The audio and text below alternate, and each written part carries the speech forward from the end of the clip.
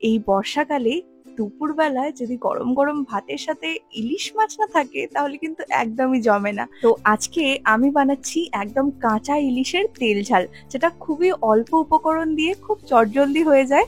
আর রেসিপিটা খেতে কিন্তু ভীষণই ভালো লাগে। আর কাঁচা ইলিশের তেল ঝাল কেন বললাম বলো তো? কারণ এই সবেমাত্র নদী থেকে জাল ফেলে ধরে আনা কাঁচা ইলিশটাকে বাড়িতে কিনে আনা হয়েছে, তাই অন্যান্য ইলিশ মাছের থেকে এই কাঁচা ইলিশের স্বাদ কিন্তু আরো দ্বিগুণ হবে।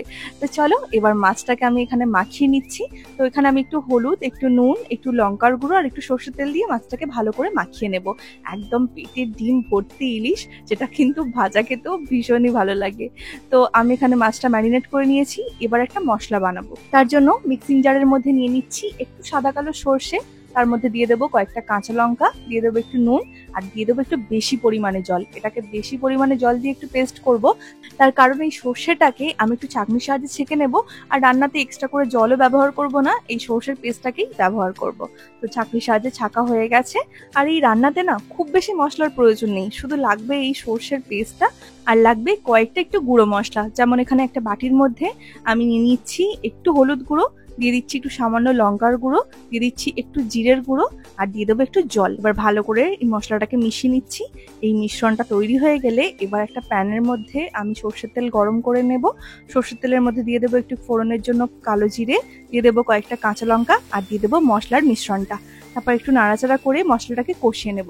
খুব বেশি কষাবো না, জাস্ট একটু যখন মশলাটা কষানো হয়ে যাবে তখন এর মধ্যে দিয়ে দেবো একে একে ইলিশ মাছের পিসগুলোকে।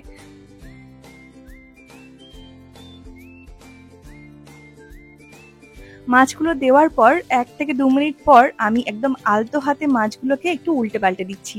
এতে কিন্তু মাছগুলো একটু ভাজা ভাজা হয়ে যাবে আর মশলার স্বাদটাও মাছের মধ্যে খুব ভালোভাবে চলে আসবে। এই কাজটা কিন্তু একটু সাবধানেই করতে হবে, মাছটা একদমই নরম।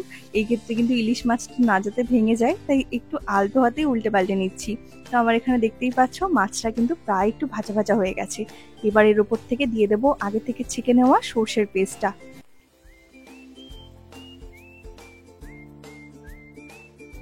এবার মাছটাকে একটু মিডিয়াম ফ্লেমে কিছুক্ষণ ফুটতে দেব। তারপর দিয়ে দেবো এর মধ্যে কয়েকটা কাঁচা লঙ্কা, দিয়ে দেবো একটু স্বাদ মতো নুন আর দিয়ে দেবো সামান্য একটু চিনি। এটা কিন্তু একদমই অপশনাল, তবে দিলে কিন্তু বেশ ভালো লাগবে খেতে। তারপর আবারও সবকিছুকে মিশিয়ে নিয়ে এবার চাপা দিয়ে এটাকে কিছুক্ষণের জন্য আমি কুক করে নেব। প্রায় 5 মিনিট পর এবার ঢাকনাটা খুলে আমি চেক করে নিচ্ছি। মাছটা কিন্তু আমাদের একদম রেডি হয়ে গেছে। তাহলে কত সহজেই তৈরি হয়ে গেল আমাদের ইলিশ মাছের এই কাঁচা ইলিশের তেল ঝাল। এই ইলিশ মাছের রান্নাটা কিন্তু যেমন বানানো সহজ আর খেতে কিন্তু দুর্দান্ত লাগে। আজও কিন্তু ভীষণই ভালো হয়েছে খেতে, বাড়ির সবার কাছে তো কমপ্লিমেন্ট পেয়েছি। তবে তোমরা কিন্তু একবার ট্রাই করে জানিও যে তোমাদের কেমন লাগলো। যদি ভালো লেগে থাকে তাহলে প্লিজ চ্যানেলটাকে সাবস্ক্রাইব করে দিও। দেখা হবে আবারও কাল নতুন নতুন রেসিপি নিয়ে। সবাই খুব ভালো থেকো। টাটা।